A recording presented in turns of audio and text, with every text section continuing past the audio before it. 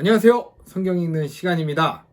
오늘이 드디어 민수기의 마지막 날입니다. 오늘 민수기 34장, 35장, 36장을 읽으면 민수기는 마무리가 됩니다. 항상 이 시간이 되면 좀 그런 생각이 들어요. 시원섭섭하다고 해야 될까요? 벌써 또 하나가 끝났나 싶은 생각도 들고, 또 한편으로는 내가 또 여기까지 해냈구나 라는 게 또 있어가지고 기분이 좀 되게 어떻게 보면 기분이 항상 좋죠. 뿌듯함과 시원함이 또 공존을 한다고 해야 될까요? 그런 마음으로 여기까지 왔습니다. 과연 그렇죠. 민수기 처음 할 때부터 제가 외쳤지만 가나안은 들어갈 수 있는 것인지, 그리고 또 우리 모세의 또 운명은 또 어떻게 될지 궁금하시죠? 스포하지 않겠습니다. 34장부터 쭉 읽어가면서 민수기는 어떻게 마무리가 되는지 함께 지켜보도록 하겠습니다. 먼저 민수기 34장입니다. 과연 어떤 내용이 있을지 같이 한번 보도록 하겠습니다. 여호와께서는 이스라엘 백성에게 이렇게 전하라고 모세에게 말씀하셨다.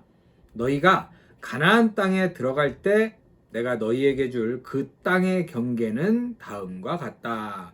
그렇죠. 이 가나안 땅이 얼마나인지도 모르고 이제 정해야 되잖아요. 가나안 땅이라고. 과연 얼마나 클지 보겠습니다. 남쪽 경계 지역은 에돔 국경에 접해 있는 진 광야이며, 그 경계선은 동쪽으로 사해 남단에서 시작하여 아그라빔 비탈 남쪽을 지나 진 광야를 통과하여 가데스 바네아 남쪽까지 이르고, 거기서 계속 하살 아달과 아스몬까지 이어질 것이며, 또 그 경계선은 아스몬에서 돌아서 이집트 국경 지역의 개울을 따라 지중해 연안에서 끝날 것이다. 그리고 서쪽 경계는 지중해가 될 것이다. 북쪽 경계는 지중해에서 호르산에 이르고, 거기서 하맛 고개와 스닷과 시브론을 거쳐 하살 에난까지 이를 것이다. 동쪽 경계는 하살 에난에서 남쪽으로 스밤에 이르고, 거기서 다시 아인의 동쪽 리블라에 이를 것이며, 거기서 다시 서쪽으로 꺾어 갈릴리 바다 동편 해변에 이르고, 거기서 요단강을 따라 사해에 이를 것이다. 그래서 모세는 이스라엘 백성에게 말하였다. 이것은 여러분이 제비 뽑아 분배받을 땅입니다. 여호와께서는 이 땅을 9지파 반에게 나누어 주라고 명령하셨습니다. 이것은 르우벤 지파와 갓 지파와 므낫세 지파 절반이 여리고 맞은편 요단강 동쪽에서 이미 땅을 분배받았기 때문입니다. 저는 이게 한 지파 3개끼리 이렇게 딱 나눠질 줄 알았더니 지파 반만 받았네요. 그래서 처음에 좀 헷갈렸어요. 9지파 반이 뭐지? 이랬는데 나중에 므낫세 지파 절반만 분배를 받고, 그럼 므낫세 지파는 이렇게 좀 갈라지는 느낌이네요. 여호와께서 모세에게 말씀하셨다. 그 땅을 분배해 줄 사람은 제사장 엘르아살과 눈의 아들 여호수아이다. 너는 그들이 땅을 분배하는데 도와줄 사람들을 각 지파에서 1명씩 뽑아라. 그들은 다음과 같다.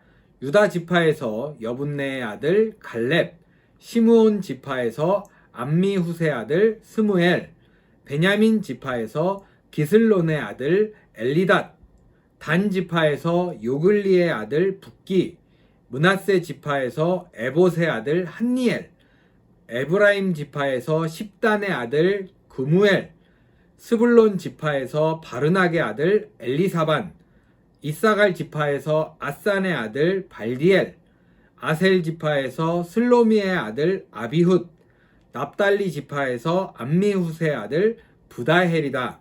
이상은 여호와께서 가나안 땅을 이스라엘 백성에게 분배할 임무를 맡긴 자들이다. 이렇게 이제 땅 분배하는 것에서 34장이 마무리가 됩니다.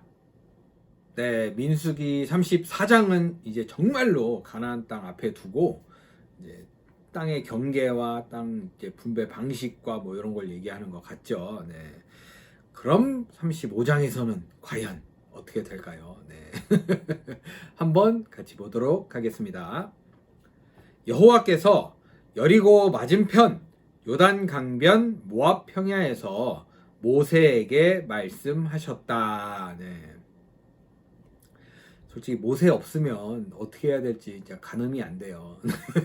이렇게 매번 모세에게 말씀하시고 하시다가 이제 모세는 이제 언제 죽을 거라고 얘기는 들었잖아요. 그래서 과연 모세보다 하나님이 더 아쉬워하지 않을까라는 생각이 드네요. 너는 이스라엘 백성에게 명령하여 그들이 분배받을 땅에서 레위인에게 성과 그 주변 들을 주어 그 성에서 살게 하고 들은 그들이 가축을 기르는 목초지로 쓰게 하라. 너희가 레위인에게 줄 성 주변 목초지는 성벽으로부터 사방 900m 이내의 땅이다. 성을 중앙에 두고 성 밖으로 동서남북 각각 900m씩 측량하여 그들의 목초지가 되게 하라.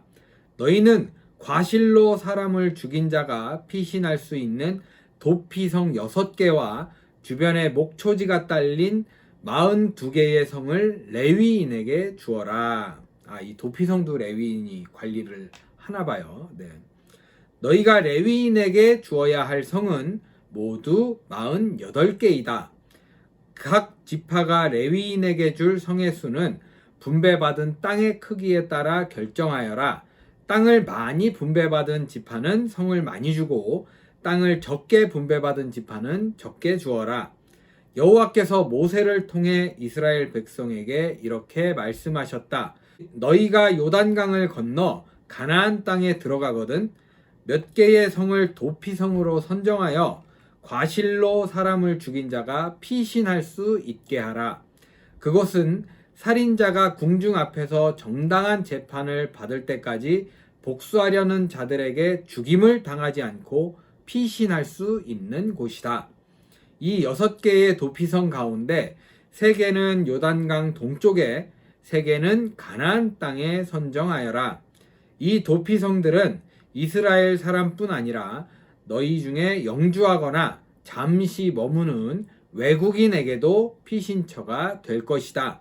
그러므로 과실로 사람을 죽인 자는 누구든지 이곳으로 도피할 수 있다. 만일 어떤 사람이 쇠나 나무로 된 물건이나 돌로 사람을 쳐 죽이면 그는 고의로 사람을 죽인 자이므로 그를 반드시 죽여야 한다. 죽은 사람을 위해 복수하려는 자가 그 살인자를 만나면 직접 죽여라. 만일 어떤 사람을 미워하여 밀어 넘어뜨리거나 숨어 있다가 무엇을 던지거나 앙심을 품고 주먹으로 쳐서 죽이면 그는 고의적으로 사람을 죽인 자이므로 반드시 죽여야 한다. 죽은 사람을 위해 복수하려는 자가 그를 만나면 직접 죽여라. 그러나 아무런 악의가 없이 우연히 사람을 밀어 넘어뜨리거나 무엇을 던지거나 보지 않고 돌을 던져 사람이 죽으면 백성은 그것이 과실인지 아닌지 결정하며 과실로 판명되면 그를 복수하려는 사람에게서 구하여 그가 피신하였던 도피성으로 돌려보내라. 그는 대제사장이 죽을 때까지 거기서 살아야 한다. 만일 그 살인자가 도피성 밖으로 나갔을 경우 복수자가 그를 도피성 밖에서 만나 죽여도 그것은 살인죄가 되지 않는다. 이것은 대제사장이 죽을 때까지 도피성에 머물러 있어야 할 사람이 그곳을 떠났기 때문이다. 그러나 대제사장이 죽은 후에는 그가 자기 고향으로 돌아갈 수 있다. 느낌으로 살짝 봤을 때는 이제 마른 도피성인데 어떻게 보면 이제 감옥이죠. 감옥. 거기서 못 나오는 거 아니에요. 이 대제사장이 죽을 때까지. 이제 거의 뭐 무기징역 수준이죠. 대제사장이 만약에 좀 젊었다. 그럼 이제 망하는 거죠. 예, 거의 좀 느낌이 살짝 그래. 도피 쳐라 그랬는데 이러면서. 예, 그리고 이제 만약에 고의로 사람을 죽인 사람은 또 어떻게 됐을지 궁금하네요. 네. 이것은 이스라엘 백성이 대대로 지켜야 할 규정이다. 고의로 사람을 죽인 살인자는 반드시 처형되어야 하지만 두 사람 이상의 증인이 있어야 한다. 한 사람의 증인으로서는 살인자를 처형할 수가 없다. 네. 그렇죠. 이게 무고죄가 얼마나 무서우냐면, 제 사람이 살인했어요. 이랬는데 죽이고 나서 아니에요. 이러면 망하는 거 아니에요. 이건 어떻게 되돌릴 수가 없잖아요. 네. 요즘에도 그런 일이 그러니까 무고라는 죄가 되게 무거워야 할 형벌인데, 그렇지 않아서 그런 걸 수도 있는데 막 시도 때도 없이 고소고발을 해대고, 예, 말도 안 되는 두 명을 씌워버리는 상황이 되니까 얼마나 답답해. 내가 하지 않은 일을 하지 않았다는 증거를 내밀어야 되는데 그런 게 어디 있어요. 예, 그러니까 이게 되게 재판받는 사람 입장에서 되게 괴롭고 힘들 것 같아요. 네. 누구든지 살인자로 확정되면 반드시 죽여야 하며 그 형벌을 벌금으로 대신해서는 안 된다. 그리고 대제사장이 죽기도 전에 도피성의 피신해 있는 자에게서 돈을 받고 그를 자기 고향으로 돌아가 살게 해서도 안 된다. 너희는 이런 식으로 너희 땅을 더럽히지 말아라. 살인은 땅을 더럽힘으로 살인자를 처형하지 않고는 피로 더럽혀진 그 땅을 깨끗하게 할 수가 없다. 너희는 너희가 사는 땅, 곧 내가 머무는 땅을 더럽히지 말아라. 나 여호와가 너희 이스라엘 백성 가운데 살고 있다. 네, 이렇게 마무리가 되네요. 35장이 마무리가 됩니다. 네, 되게 인상 깊지 않아요? 살고 있다. 같이 살 것이다. 이런 것도 아니에요. 이미 살고 있는 거예요. 함께 하고 있는 거예요. 하나님께서는 이미 우리와 함께 하고 계시다는 거. 이런 거 보면 되게 감동이에요. 네, 참 좀 기분이 좋아집니다. 네. 예, 대망의 민수기 36장입니다. 네, 36장이 마지막 장이거든요. 과연 여기서 우리가 이제 가나안과 모세의 운명까지 다 마무리 지을 수 있을지 한번 보도록 하겠습니다. 요셉 자손 중에서 므낫세의 손자이며 마길의 아들인 길르앗 집안 가장들이 이스라엘 지도자들 앞에서 모세에게 이렇게 말하였다.